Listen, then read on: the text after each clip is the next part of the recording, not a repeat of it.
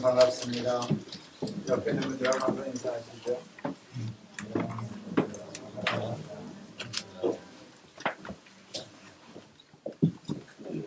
혹시 냉면 좋아하시는 분들이 계시는지 모르겠어요.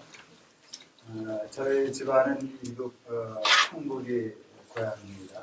그래서 저희는 평양냉면 좋아해요. 근데 냉면 맛을 우리 아내는 아직도 잘 모르더라고요.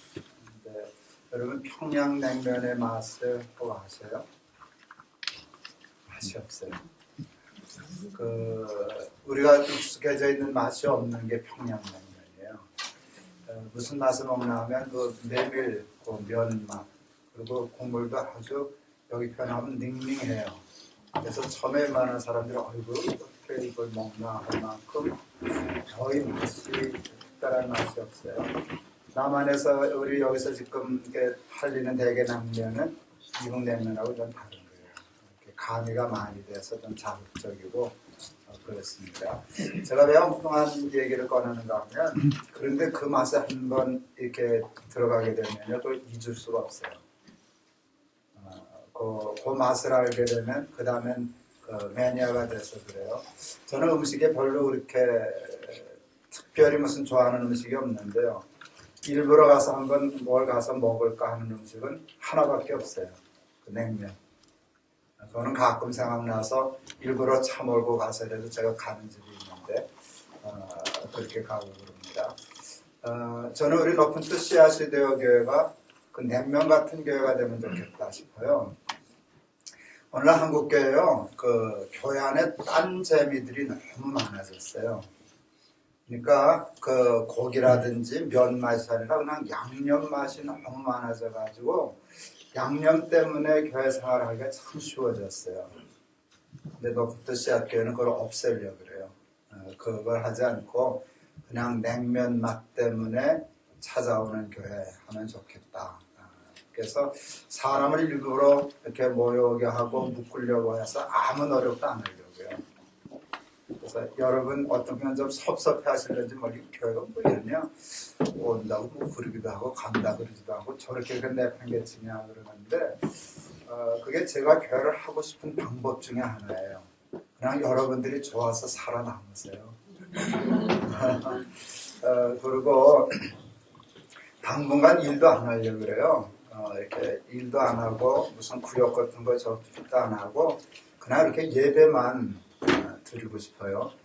높은 뜻 순위교회를 시작했을 때도 꼭 그렇게 했어요. 아무것도 안 하고 주일 낮 예배만 딱 드렸어요. 사실 우리 천안에 여기 오는 일은 여러분 쉽지 않으셔요. 오늘 어떤 분은 보니까 3시간 운전해서 오셨더라고요. 대구에서. 또 대전 여러 곳에서 이렇게 오시는데 어쩌면 황당할지 몰라요. 1시간 예배하고 집에 가야 되니까.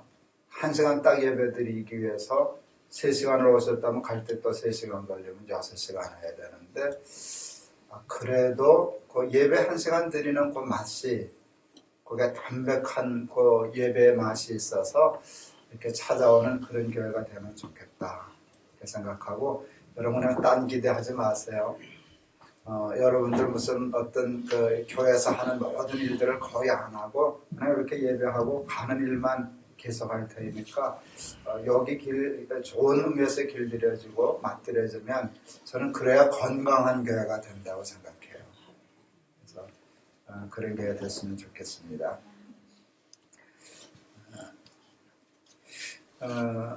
저는 4대째 예수를 믿는 사람입니다.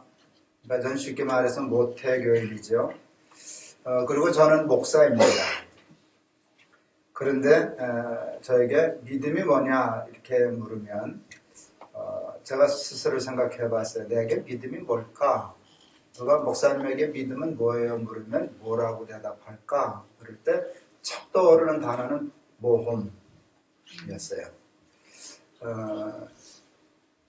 아직도 믿음이 모험이라고 하는 일이 사실은 얼마나 믿음이 없는가를 대변하는 거예요. 그런데 솔직히 믿음은 아직도 모험입니다. 이유는 간단합니다.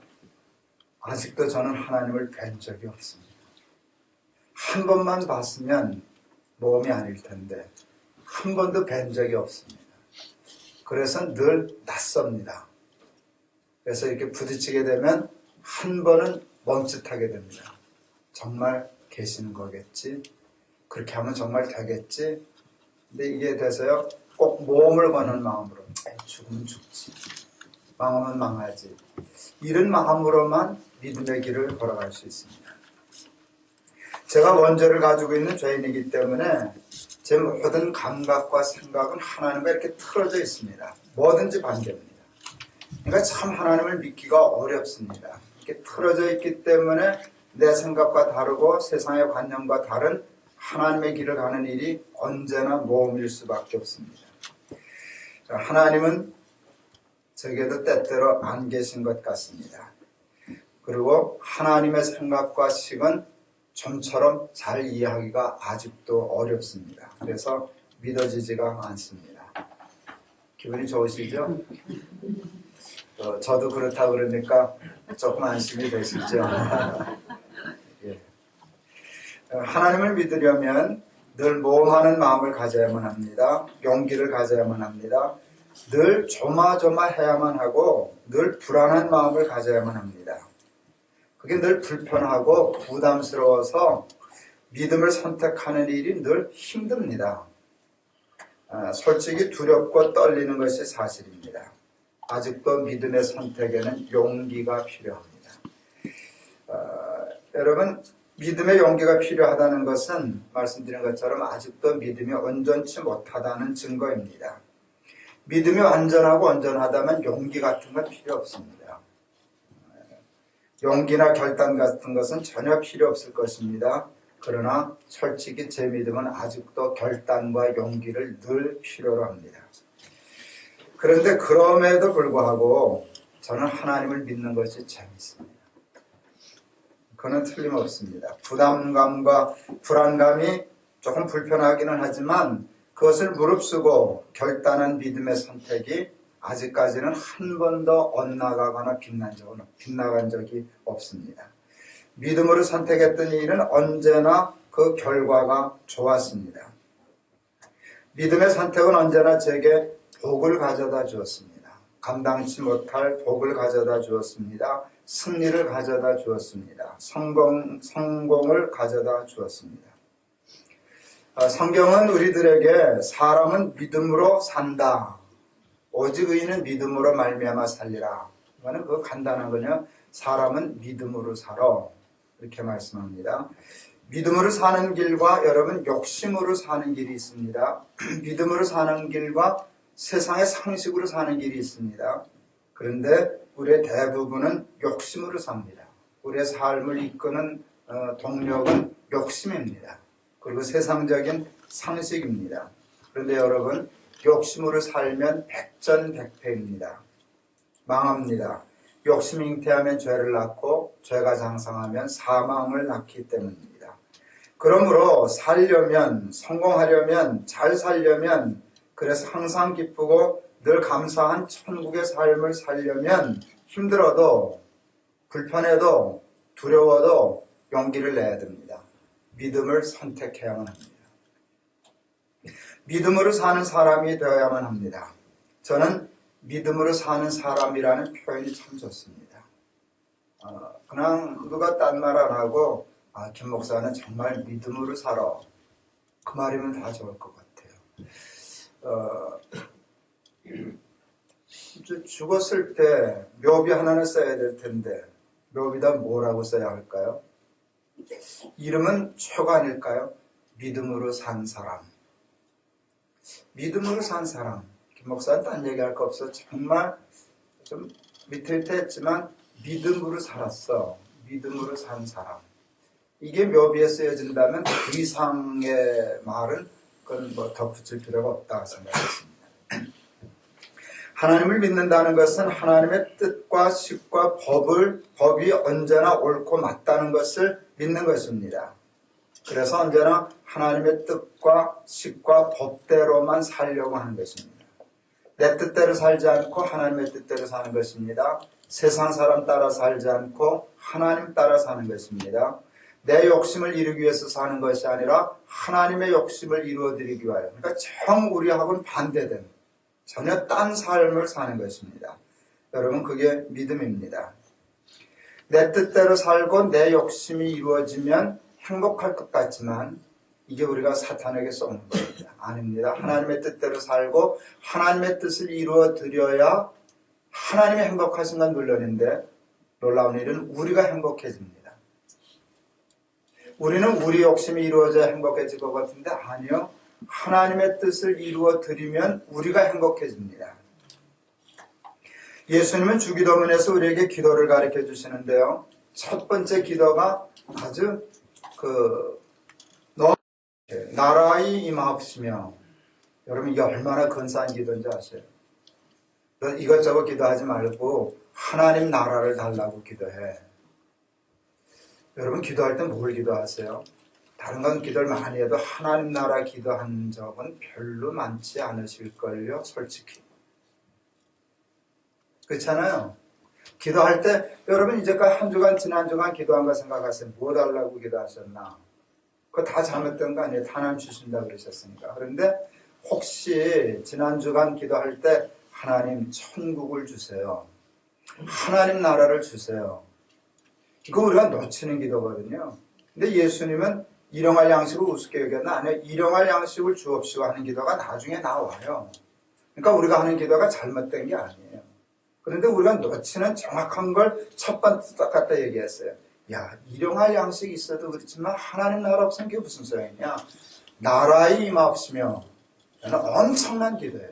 엄청난 기도예요. 하나님 나라를 달라 그래. 왜 예수님을 그러셨는가 하면 예수님은 하나님을 아시거든요.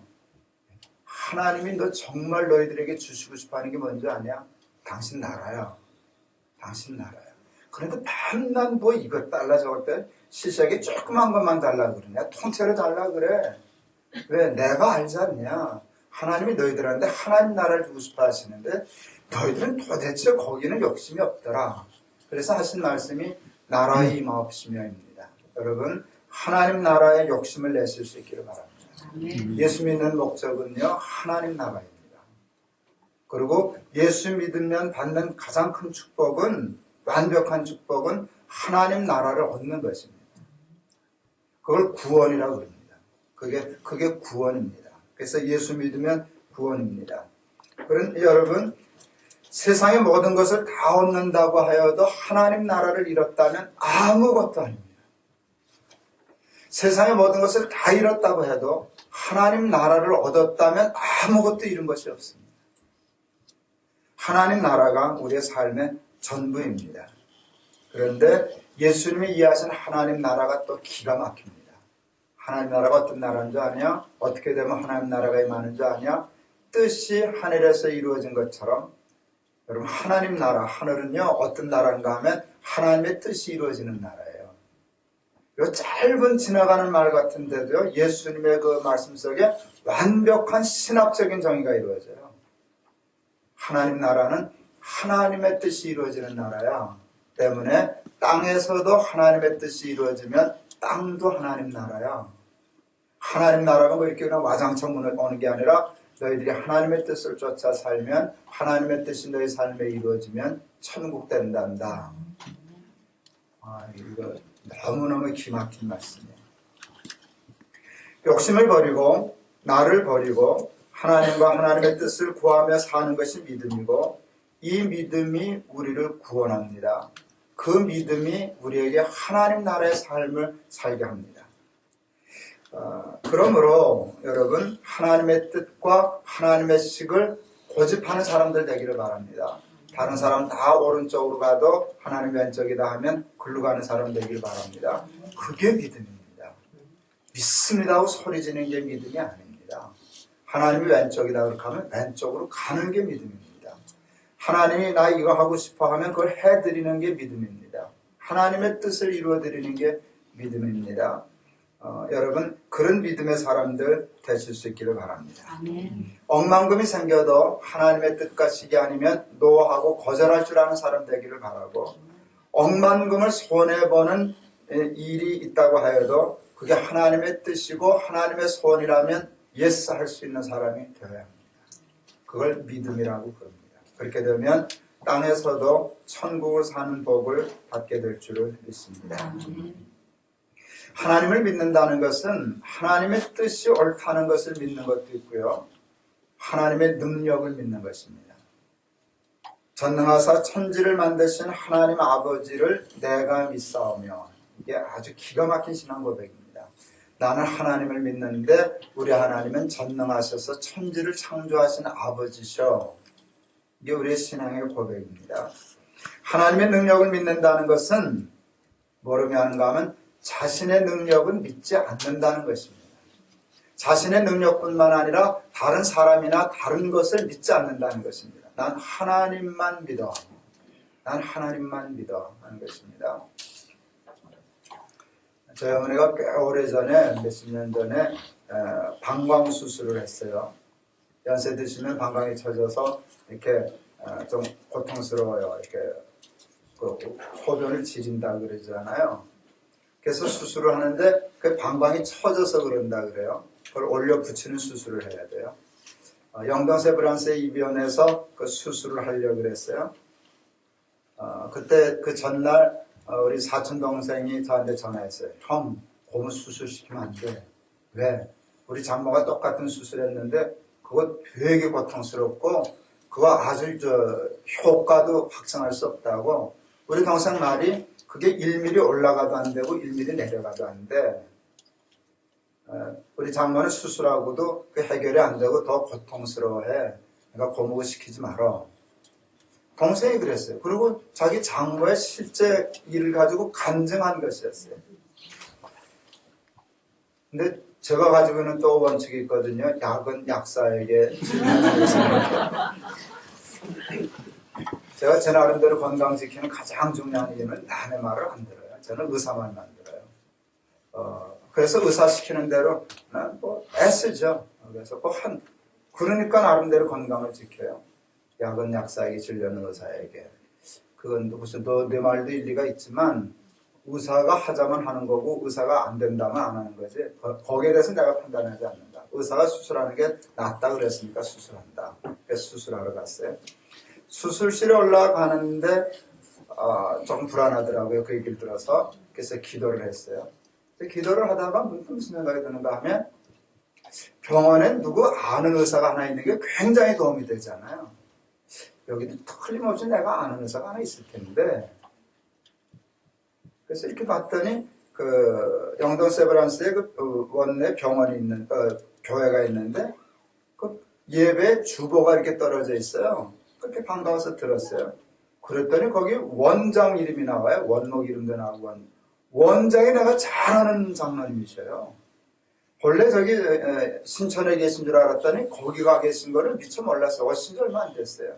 그러니 여러분 병원에서 원장을 가장 잘한다라고 하면 이거는 최고잖아요. 2층이 원장실이라고 해서 뛰어 올라가려고 그랬어요. 올라가려고 그러다가 제가 생각했어요. 아니 원장을 안다고 해서 원장하고 이 수술하고 무슨 상관이냐. 원장이 잘하라 그렇게 하면 정확히 되고 원장이 말 안 하면 내려가나.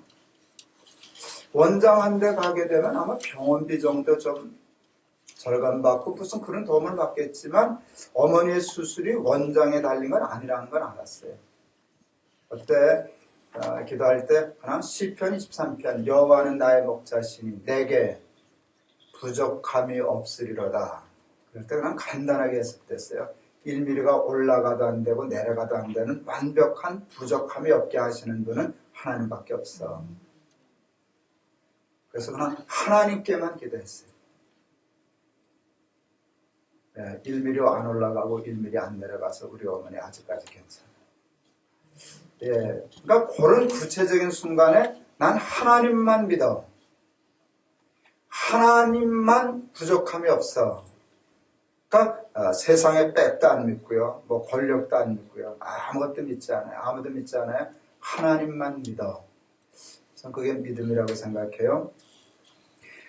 세상에 누구도 나를 구원하고 도울 수 없어. 내 지식도 내가 가지고 있는 경험도 사람도 백도 아니요. 하나님만 도우시면 돼. 난 하나님만 있으면 돼 하는 것입니다. 하나님의 능력만 인정하고 사는 것입니다. 여호와께서 집을 세우지 아니하시면 세우는 자의 수고가 헛되고 여호와께서 성을 지키지 아니하시면 파수꾼의 경성함이 허사로다 하는 것입니다.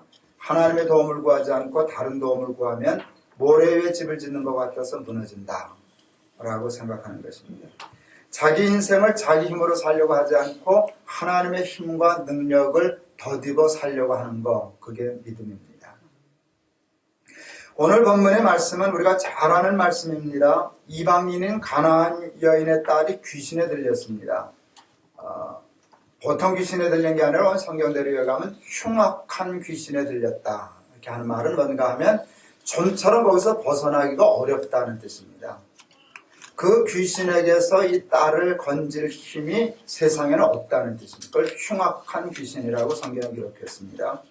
그런데 이방인인 가나안 여인에게는 믿음이 있었습니다. 사람으로는 할 수 없어도 예수님이시라면 할 수 있다.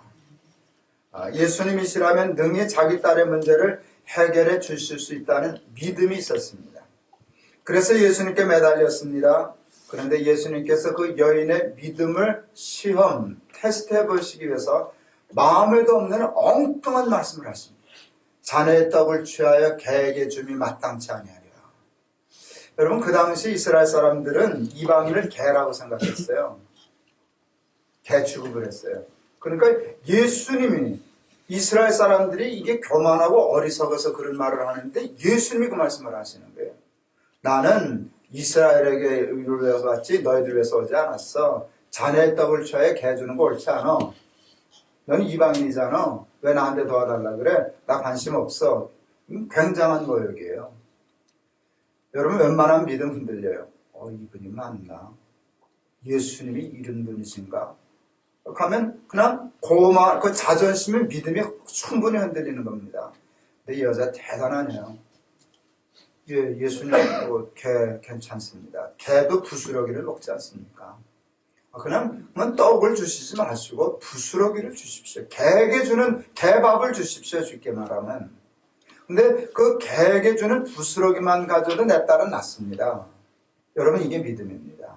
떡 필요 없습니다. 엉군 거 필요 없습니다. 자네에게 주는 거 필요 없습니다. 개에게 주는 부스러기만 주셔도 우리 딸은 낫습니다. 그럼 그게 이 여인의 믿음입니다. 그랬더니 예수님 말씀이 대번 이렇게 됩니다. 내 믿음이 크도다. 여러분, 이거 부럽지 않아요? 예수님으로부터 너 참 믿음 크구나. 사람들은 저 장면 믿음 참 좋아. 근데 예수님은 별거 아닌데. 그럴 수 있잖아요. 저 목사는 참 믿음 대단하네. 근데 너 써봤지. 실제는 안 해단다. 넌 몰라. 그럴 수 있잖아요. 사람들이 볼 때도 저 사람 믿음 있나? 그런데 하나님이 넌 정말 딴 건 몰라도 믿음 하나는 최고다. 내 믿음이 크도다. 여러분, 이복 받으실 수 있기를 바랍니다. 사람에게 듣는 말 없습니다. 하나님이 내 믿음이 크도다. 이 여자는 그 말씀을 받았어요. 그러니까 거기에 금방 하나님이 상을 붙여주셨어요. 내 믿음이 크도다. 그 다음 말이 뭐예요? 내 소원대로 될지어다. 그 시로 딸이 나으리라. 여러분, 이건 최고의 축복이에요. 믿음대로 될지어다. 믿음대로 될지어다. 그렇게 하면 그 여자는 그다음부터는 믿기만 하면 다 풀리는 거잖아요. 그런데 그 여자만 그럴까요? 아니요. 그건 우리 모두에게 주시는 하나님의 약속이에요. 내 믿음이 커서 믿으면 믿음대로 돼. 믿는 대로 돼. 그게 하나님의 약속입니다. 하나님을 믿지 못하는 사람은 자신만을 믿을 수밖에 없고 자신만을 믿기 때문에 자신의 힘으로만 할 수 있는 범위의 일을 꿈꿉니다. 여러분, 저는 하나님 믿으면서 그 생각은 했어요. 하나님을 믿으면서 내가 할 수 있는 일만 꿈꾼다면 뭐하러 힘들게 하나님을 믿을까? 하나님을 믿는다는 것은 하나님의 힘을 덧입겠다는 뜻 아니겠어요? 여러분, 하나님의 힘을 덧입으면 우리의 인생의 이렇게 범위가 달라집니다. 그 범위가 어디까지 가는가? 어디까지 갈 데가 없죠. 끝이 없죠. 하나님의 범위가 끝이 없으니까. 우리의 힘을 의지하면은 요거는 되고 요거는 안 됩니다. 누구의 힘을 빌리면 그 사람 힘만큼은 되고 그 넘어서면 안 됩니다. 근데 우리가 하나님의 힘을 덧입으면 능치 못할 일이 없게 됩니다. 그러니까 믿는 사람에게는 능치 못할 일이 없는 복을 받게 되는 거죠.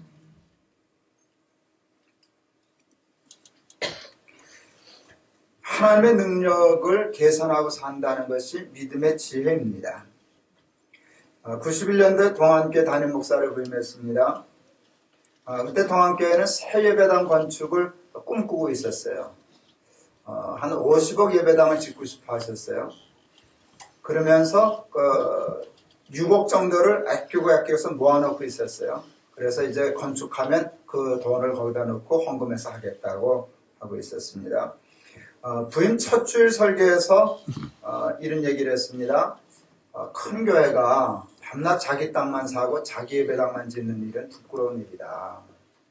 50억 예배당을 지으려면 교회도 11조는 할 줄 알아야지. 50억에 11조는 얼마예요? 5. 그러니까 50억을 하려고 하면 55억을 해서 5억은 우리 예배당 짓고 11조로 작은 게 하나 더 지어줘야지. 난 그게 하나님의 식이라고 생각했어요. 그러면서 엉뚱한 얘기를 했어요. 50억 우리 예배당만 지으면 힘들다. 그런데 55억 해서 11조 예배당을 같이 지으면 쉽다 그랬어요. 여러분 이건 세상의 수학하고는 전혀 다르죠. 50억이 힘들면 55억은 좀 더 힘든 것이잖아요. 그런데 저는 정말로 50억은 쉽고 55억은 힘들고 50억은 힘들고 55억은 쉽다. 이게 제 설교의 여지였어요. 이유는 간단해요. 50억은 우리 힘으로 해야 하고 55억으로 가면 하나님의 힘으로 한다. 왜 예배당을 힘들게 우리 힘으로 짓냐? 하나님의 힘으로 짓지. 6억은 있는 거니까 쓰는 것을 마음을 결정하기 어려워서 짓지. 그거는 어렵지 않잖아요. 있는 거 쓰는 건 뭐가 어려워요? 없는 거 쓰는 게 어렵지. 6억은 그 마음만 어렵지 돈이 있으니까 어려울 것도 없어요. 그거 저거 하면 50억 하나님이 주실 거야. 왜 하나님의 힘으로 예배당을 좀 쉬울 걸 그걸 낑낑 지가 밀고 갈까? 이게 설교였어요. 우리 교인들이 그 설교를 그냥 받아주었어요. 그래서 6억 그 있는 일을 일산 동안교회에 줘서 먼저 개척하게 하고 동안교회를 늦게 지었어요. 꼭 믿음대로 되었어요.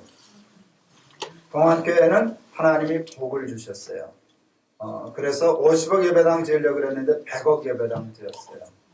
근데 100억 예배당을 2배 쉽게 지었어요. 그런가 하면 일산 동안교회 짓는 동안에 동안교회가 재정적으로 4배 늘어났어요. 그게 하나님의 복이라고 생각해요. 그러니까 여러분 그 계산 하실 수 있잖아요. 재정은 4배 늘었는데 건축은 2배밖에 안 늘었으니까 2배 큰 예배당 2배 쉽게 지었잖아요. 그러니까 언제나 하나님을 믿는다면 계산 속에 꼭 하나님을 넣어드려야 돼요. 근데 우리는 있습니다고 해놓고 아무 이권이나 그게 걸리지 않으면 하나님을 꼭 넣어드려요. 근데 이게 중대한 결정할 때는 꼭 하나님을 빼버려요. 계산 속에 못 넣어요. 그리고 자기가 할 수 있으면 할 수 있다 그러고 할 수 없으면 할 수 없다고 그건 불가능한 일이야. 에이 택도 없어. 무모한 도전이야 하고 손을 딱 꺼버려요. 하나님 참 한심해요. 얘는 뭐냐? 나는 뭐냐? 쟤네들은 믿는다고 소리만 지르지 언제나 중요한 결정에 나를 빼. 쥐가 하려면 왜 나를 믿어? 내가 도와주면 쉬울 터인데. 제가 집회를 꽤 많이 다니죠. 집회 참 많이 다녀요. 제가 집회 갈 때 꼭 하는 일이 있는데 열매나눔재단 후원자를 모집하러 다녀요. 내가 우리 열매나눔재단 박스 공장 처음 시작할 때 나라에서 사회적 기업 인증을 받지 못해서 우리 총장이 쩔쩔매고 그럴 때 내가 큰 소리 쳤거든요. 내가 앵벌이를 해서라도 벌어다 주마. 그래서 제가 정말 앵벌이를 하러 다니거든요. 한 달에 10,000원씩 회원. 그거 꽤 제법 많이 모았어요. 근데 그게 사실은 교회에서는 부담스러워요. 그런데 되게 많이 해줘요. 근데 어떤 교회가 좀 힘들어가지만 목사님 죄송합니다. 하고 사용하는가 하면 꼭 예배당 건축하는 교회는 그걸 못한다고 그러더라고요. 충분히 이해가 가요. 근데 내게서는 반대. 예배당을 건축하면 그 일을 더 해야 돼요. 동안교회 건축할 때도 그 얘기를 했어요. 건축은 참 힘든데 장로님들 예배당 건축한다고 교육비, 선교비, 구제비를 동결하려고 하면 난 예배당 안 짓습니다. 선교비 다 쓰고 구제비 다 쓰고 교육비 다 쓰고 예배당 지으면 짓겠습니다. 실제로 그렇게 했습니다. 교육비 동결 안 했습니다. 제가 이렇게 얘기했어요. 집 팔아서 공부시키는 사람은 봤어도 애 학비 줄여서 집 짓는 사람은 본 적이 없다. 절대로 그렇게 하면 안 된다. 예, 그랬죠. 두 번째, 그 신학교 그때 건축할 때인데 건축 중인데도 제법 많이 헌금했어요. 우리 건축하는 것도 중요하지만 신학교 건축하는 것은 더 중요하다. 그런 식으로. 그래서 100억 건축할 때 교회 밖으로 쓴 돈이 한 20억 정도 된 것 같아요. 정말 힘들었어요. 여러분 그때가 IMF였어요. 은행금리 20%까지 물어봤어요. 18%, 20%를 물면서도 밖을 줬어요. 그건 왜 그런가 하면 그거는 하나님을 계산해 넣었어요. 힘드니까 하나님의 도움을 받아야 됩니다. 금융위기를 맞았을 때 교인들로부터 반토막 났어요. 다 깡통됐어요. 이 얘기 들을 때 저 참 힘들었어요. 여러분 금융위기하고 목사는 아무 상관없거든요. 아시죠? 여러분 금융위기 당했을 때 높은 뜻 승위계가 제 월급 깎았을까요? 안 깎았을까요? 안 깎았어요. 난 다 받았어요. 우리게 별로 어렵지 않았거든요. 교인들만 좀 어려워요. 그러니까 그게 참 미안하고 죄스러웠어요. 그래서 이제 그 금융위기를 염두에 두고 설교하기 시작했는데 그때 제 설교가 뭐였는지 아세요? 교인들 혹 기억할는지 모르겠어요. 11조 설교였어요. 하나님이 마음을 주시니까 하는데 참 답답하더라고요. 설교 준비하면서. 이야, 참 하나님 어떻게 지금 교인들은 죽는다고 난리치는데 거기다 11조 설교를 하라 그러시나. 근데 저는 이해가 갔어요. 여러분 힘드니까 11조를 해야지. 많은 사람들은 힘드니까 조금 유보해야지 이렇게 생각하는데요. 여러분 뭘 계산을 못하는가 하면 11조는 힘들어요. 그런데 그 뒤에 있는 약속이 있잖아요. 내가 하늘 문을 열고 땅에 복을 쌓을 것이 없도록 쏟아붓나 안 붓나 나를 시험해보라. 그걸 믿는다면 힘드니까 그거 넉넉할 때는 그거 혹시 없어도 사니까 무관심했다고 치면 이제 죽게 생겼으니까 그 복을 욕심내야지. 그러니까 금융위기를 내가 뭐 전략하고 뭐 이렇게 해서 풀려고 그러지 말고 하나님의 복을 받아서 푼다는 계산을 잘 못해요. 그러니까 사람 김목사 참 엉뚱해 대단해 그 얘기를 많이 들었죠. 지독해 어떻게 금융위기 당해서 교인들 반토막 났다는데 거기다 11조 내라고 소리를 하냐. 난 그래야 우리 교인이 살겠습니까? 근데 그런 계산을 할 줄 아는 우리 높은 뜻 씨앗이 되어 교인들이 되었으면 좋겠습니다. 내가 하면 힘들어서 못합니다. 그런데 하나님의 능력을 덧입으면 쉽습니다. 쉽습니다. 지난 금요일은 제 생에 가장 기뻤던 날 중에 하나입니다. 그럼 제가 제법 기뻤던 날들이 많아요. 근데 지난 금요일은 그만큼 기뻤던 날들은 몇 번 있었는데 그보다 더 기뻤던 날은 아마 없었던 것 같아요. 저한테는 그만큼 저한테는 기뻤어요. 열매나눔재단이 3년 전에 세웠던 메자닌 아이팩 공장이 1000평 가까운 부지를 샀어요. 거기 공장이 다 지어져 있는 거. 몸만 들어가면 되는 공장을 하나님 주셔서 샀어요. 이전에서 감사 예배를 드린 날이었기 때문입니다. 아까도 얘기했지만 믿음은 언제나 모험이었어요. 여러분 제가 높은 뜻 순위교회를 개척할 때도 모험이었어요. 그렇지만 여러분 제가 성공 확률을 제로에서 시작했을까요? 그래도 하면 조금 모일 거야 하는 생각을 하고 했었을까요? 뭘 보면 하는가 하면요. 교회 개척하고 첫 번 예산 세울 때 첫 해 예산을 10억 잡고 시작했거든요. 그 정도는 모일 거다라고 계산하고 한 거잖아요. 그런데 25억 결산했지만 그러니까 제로에서 시작하지 않고 10억 정도 낼 만큼은 1년이면 교회가 될 거야 라는 계산이 있었어요. 계산. 그런데 대개 모든 믿음의 모험에는요, 확률이 좀 낮다는 것 뿐이지 제 나름대로 어느 정도의 계산은 다 있었어요. 한 30-40% 확률이 있지. 그랬는데 이 메자닌 아이팩을 세울 때는 그 계산이 전혀 없었어요. 그건 확률 제로 게임이었어요. 이건 될 리가 없다. 될 수가 없다. 이건 되는 일이 아니다. 그런데 어떡하냐, 해야 할 일이니까. 그러고 시작했어요. 그래서 할 수 있느냐 없느냐 생각 안 합니다. 해야 할 일인가 아닌가만 생각합니다. 할 수 있느냐 없느냐는 하나님의 비즈니스입니다. 해야 할 일인가 아닌가는 내 일입니다. 그리고 그때 한 말, 하나님은 뒀다 어디 있습니까? 하는 말이었어요. 그랬는데도요, 역시 계산대로 공장 안 되고 10개월 동안에 그 6억 5천만 원 투자한 거 다 없어지게 생겼지. 한 4억 까먹었지. 그 찬송 많이 불렀다 그랬잖아요. 씨를 뿌릴 때 나지 아니할까 슬퍼하며 심히 애탈지라도. 근데 그 다음 가사 너무 좋았어요. 잊을 수 없어요. 평생의 간증이에요. 나중 예수께서 칭찬하시리니 기쁨으로 단을 거두리로다. 그건 하나님이 주신 계시 같았어요. 혼자 부흥이 많이 했어요. 지난 금요일날 그 찬송대로 됐잖아요. 나중 예수께서 칭찬하셨잖아요. 기쁨으로 단을 거두었잖아요. 여러분, 우리 공장이 얼마나 성공적인 공장이 된 줄 아세요? 남들이 보면 이제 한 30억 매출을 하게 했어요. 올 목표는 한 45억 매출이에요. 그건 뭐 별 어려움 없이 될 거예요. 그것만 해도 성공이지만 여러분, 그게 아니에요. 그 정도의 성공이 아니에요. 그것은 컨설팅 회사가 우리 전에 있던 그 임대해서 빌리던 거 한 400평 정도 되나 그 공장이나 모든 걸 보고 진단했어요. 여기선 월 매출 2억 원이 맥시멈입니다. 그 상 하려면 공장을 옮기고 투자를 해야 되고 그래야 합니다. 근데 여러분, 거기서 우리 탈북자 직원들이 연 30억 매출 올렸어요. 그러니까 컨설팅 회사가 꼭지라고 한계라고 정해진 24억에서 6억을 더한 거예요. 그게 성공이에요. 돈의 문제가 아니에요. 탈북자들이 그만큼 열심히 했다는 거.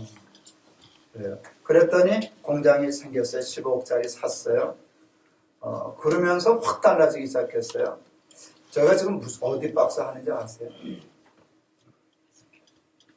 녹십자, 한국 도자기, 신한 다이아몬드. 사실은 그런 데는요, 박스만 1년에 몇십억씩 하는데요. 박스 값만 그렇게 큰데요. 그런데요. 근데 더 놀라운 건 뭔지 아세요? 청와대 박스를 우리가 만듭니다. 그 대통령이 구정이나 이럴 때 한 25,000개 정도 주문하신다고 그러더라고요. 거기다 국수도 담고 뭐 쌀도 조금 넣어서 이렇게 해서 인사하고 하는데 그 박스 우리가 해요. 예, 그런 공장이 됐어요. 지금은 주문받은 것만큼 생산할 수가 없어서 주문이 너무 많아가지고 그래요. 우리 그 에코원 이 블라인드 커튼 공장도 그래요. 고생 많이 했어요. 제가 집에 갈 때마다 그 커튼 할 사람 있으면 나한테 주문하라고 그래요. 그 농담 아니었어요. 근데 요즘은 그 소리 안 해요. 그 주문받아도 해줄 수 없어요. 일량이 너무 많아가지고 못해줘요. 우리 거기도 한 30억 매출 올리는 회사가 벌써 됐거든요. 여러분, 이게 그냥 하나의 성공이 아니에요. 믿음대로 되었다는 것. 나중 예수께서 칭찬하시리니 기쁨으로 단을 거두리로다. 여러분, 그게 30-40%의 계산만 있었어도 이렇게 기쁘지는 않아요. 그건 확률 제로 게임이었어요. 하나님이 아니시면 도울 수 없는, 하나님이 아니시면 할 수 없는 일에 베팅을 했는데 그게 쉽게 말하면 로또가 된 셈이잖아요. 세상적인 편으로 얘기하면. 그러니 기쁘지. 그게 정말 기뻐요. 우리 인간의 힘과 능력만 계산하면 할 수 없는 일이지만 하나님을 계산해 놓고 하나님을 믿었더니 그 하나님의 능력으로 될 수 없는 일이 되는 일. 그 우리가 받는 믿음의 복인 줄을 믿습니다. 저는 오늘 본문의 말씀 중 내 믿음이 크도다, 내 믿음대로 될지어다, 말씀이 제일 좋습니다. 믿음대로 된다는 말처럼 좋은 말은 없어요. 금요일날 가서 너무 행복했어요. 직원들 제가 상 드렸어요. 돈이 얼마 없어서 20만 원씩 드렸어요. 근데 너무 좋았어요. 그러면서 생각했어요. 그 직원 중에 하나가 처음부터 있는 직원인데, 남자 직원인데요. 열심히 월급을 받아서 안 쓰고 모았다가 식구 3명을 뽑아왔어요. 북한에서. 아내, 아들, 딸. 한 1,000만 원 정도 들어요. 1,000만 원을 우리 회사에서 벌었으니까 했잖아요. 그래서 지금 살아요. 저 어제 그 금요일 날 갔더니 월세로 살던 집인데 전세로 바꿨다. 조금 이따 집 살려고 그런다고. 내 집 사는 것보다 정말 더 기쁜 것 같아요. 그래서 마음의 생각이 들었어요. 우리 공장에서 일하는 탈북자들이 우리 공장에서 월급 받아가지고 집 사면 좋겠다. 그래서 이제 제가 전문가가 아니기 때문에 이런저런 계산을 하고 검토를 해야 되겠지만 제 마음으로는 결정했어요. 주식을 나눠줘야 되겠다. 아무래도 나는 열심히 일한 우리 탈북자 중에 열심히 한 사람에게는 주식을 줘야 되겠다. 그래서 이 회사가 당신의 거다 하고 주면 좋겠다. 그래서 공장 잘 돼서 그 주식 배당 잘 받아가지고 집 사면 좋겠다. 근데 그 꿈도 하나님 이루어 주시지 않을까요? 그러면 정말 좋지 않을까요? 여러분, 이 일이 작은 성공이 큰 일을 가져왔어요. 정부의 인식을 바꾸었어요. 탈북자에 대한 인식이 바뀌었고요. 사회적 기업에 대한 생각이 부정적인 데서 가능적인, 긍정적인 데로 바뀌었어요. 이거는 돈하고 비교할 수 없는 일들이에요. 믿음이 엄청난 일들을 역사하는 거 이렇게 보게 되었어요. 예. 우리가 끝까지 자기 자신을 신뢰하지 않고 철저히 하나님을 신뢰하고 믿으면 하나님은 우리들에게 우리의 힘으로 할 수 없는 당신의 힘으로만 할 수 있는 일들을 보여주셔요. 야, 너 믿음이 크구나. 너 믿음대로 될 거야. 너 믿기만 해. 너 믿는 대로 된다. 이게 베드로에게 주신 천국의 열쇠가 아닐까요? 내가 천국의 열쇠를 주리니 내가 땅에서 매면 하늘에서 맬 것이고 땅에서 풀면 하늘에서 풀리리라. 그게 믿은 대로 되는 거죠. 열고 싶어? 열릴 거야. 닫고 싶어? 닫힐 거야. 내 마음대로 될 거야. 믿음대로 될 거야. 이게 천국의 열쇠의 개념이라고 생각합니다. 하나님이 모세를 80에 부르셨어요. 그리고 가나안에 들어가서 내 백성을 구원하라 했어요. 모세 황당했어요. 진작에 부르시지. 애굽에서 왕자 노릇할 때, 잘 나갈 때 부르시지. 그때는 그 말씀하셨으면 조금 가능성이 있었습니다. 하나님 아시다시피 저 잘 나갔지 않습니까? 그 권력이 있지 않았습니까? 왕이 될 수도 있지 않았습니까? 그러니까 문화 내가 풀어주면 되는 건데 그때는 그럴 수 있었습니다. 좋은 시절 다 지났습니다. 하나님, 제가 80입니다. 그리고 40년 동안 목동 노릇만 했습니다. 그래서 저는 못합니다. 그랬어요. 이게 잘못된 거예요. 하나님도 모세가 못하는 건 알죠. 하나님 계산이 그게 누가 너 돌아 하라 그랬냐? 네 힘으로 하라 그랬냐? 하나님이 모세를 부르시는 때도 정확해요. 40에 부르지 않고 80에 부르신 것은 자기 힘을 의지하지 못하게 하려. 내 힘으로 네가 왕이 돼도 그 일은 못해. 이게 내 힘으로 되는 일이 아니야. 그러니까 완전히 자기 힘이 무너졌을 때. 모세를 부르실 때 가시떨기 나무에 불이 붙었죠. 그게 굉장히 중요한 상징이잖아요.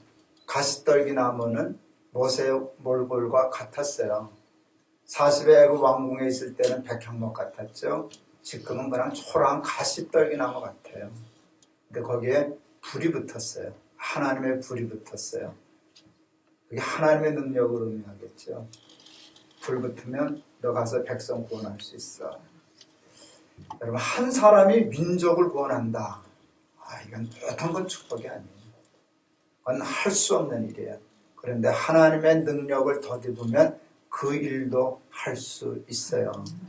그러니까 씨앗이 되어 교회를 해서 우리 교인들이 뭘 해야 되나? 쓸데없는 딴재미, 그 그거 보려면 안 돼요. 믿음의 정면승부를 걸어서 이 씨앗교회를 다녔기 때문에 믿음이 자란다. 믿음이 생겼다. 아, 믿을 수 있어. 그래야 교회가 필요한 것이지 괜히 쓸데없는데 신경 쓰다가 믿음 잃어버리고 그런 사람 되지 말고 믿음으로 승리하는 저와 여러분 되길 바랍니다.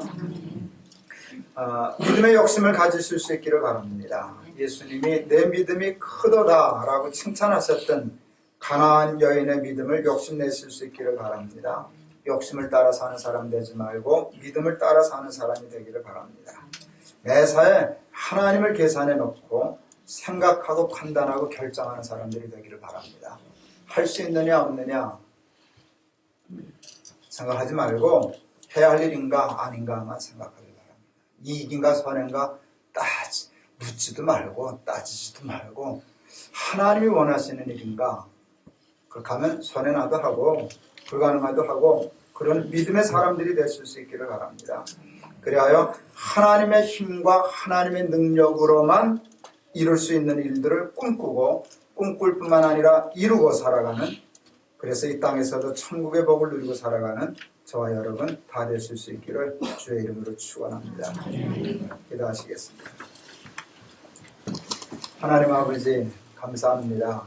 내 믿음이 참 크구나. 넌 믿음대로 될 거야. 그 가나안 여인이 받았던 그 복을 우리도 받게 하여 주옵소서. 믿습니다 믿습니다 소리는 질러도 정작 중요한 일에 우리는 하나님 계산은 안 합니다. 우리만 생각합니다. 욕심으로 생각하고 자기의 힘과 능력 세상의 빽만 권력만 의지하려고 합니다. 세상의 어떤 권력으로도 우리 구원 얻을 수 없습니다. 하나님만이 능력입니다. 그러니 하나님만 믿게 하여 주옵소서. 가시떨기에 불 붙은 것처럼 우리의 삶에도 하나님의 불이 붙으면 성령이 임하시면 권능을 받고 하나님 나라의 큰 증인되는 삶, 민족을 구원하는 큰 역사 이루는 복 받을 줄을 믿습니다. 우리 사랑하는 교인들 그 복 받게 하여 주옵소서. 예수 그리스도 이름을 받들어 기도하옵나이다. 아멘.